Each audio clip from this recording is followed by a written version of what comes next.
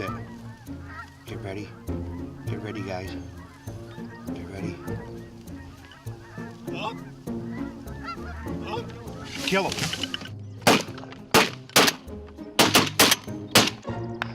Winter means goose hunting on Maryland's eastern shore.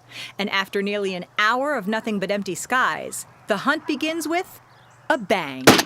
The geese are coming off the Chester River, and they're coming our direction. We're trying to call them in. Ken Schrader isn't a farmer, but his hunting business, Schrader's Outdoors, benefits farms like this one. The geese were really heavy in the area that my dad farmed up in Chestertown, and it was hard to keep the small grain, which would be wheat and barley and rye, growing in the wintertime because the geese would eat it up. So I would go out and goose hunt with my family and friends, and then I just started taking people by the day, and that's kind of how it started.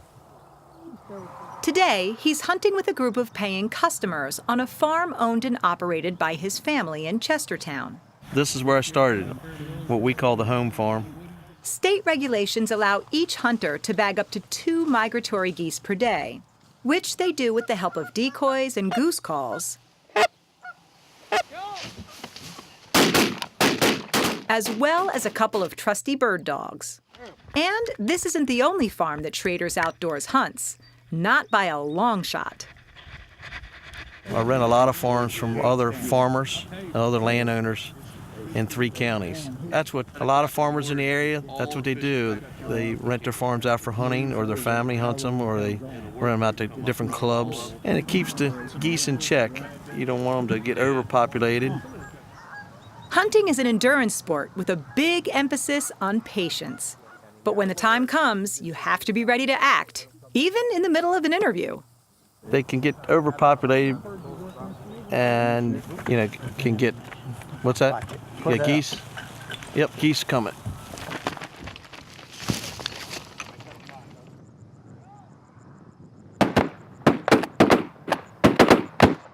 You were saying? They can definitely hurt your crops each year. I think it could do up to probably 30% of your crop if you don't keep them in check. But geese aren't the only culprits. The white-tailed deer are hard on the soybean crops and corn crops. Why the geese and deer love this area is because it's pretty much a food plot. It's corn, soybeans, and wheat or small grain, and that's why they really come here and thrive so well. Often too well. Rampant deer and geese populations can cut into a farmer's bottom line, which is why farms with severe damage often apply to the Department of Natural Resources for wildlife management permits. Yeah, if you have a lot of deer damage on your crops, you can apply to the state to get extra, what they call permits, to harvest more deer and also harvest deer out of season. As for Ken, over the years, he's expanded Schrader's Outdoors hunting trips beyond geese. The goose hunting is where the business started 35 years ago. And then we got into the upland bird hunting, pheasant, quail, and deer hunting. The more people you have hunting, the less damage you're going to have. It keeps everything in check, in a balance. Proof of that claim comes months later during harvest season. Today we're in Caroline County, we're harvesting corn. Just getting started here on this farm, and things seem to be looking pretty decent. Behind the wheel of the combine is Ken's nephew, Brad Schrader. For him, managing wildlife damage is a constant battle. Coming up on some areas where crop damage was done all summer long, and something I fight, it seemed like every year.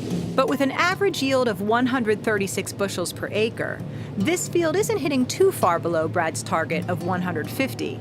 And that's thanks in part to Ken's hunting business.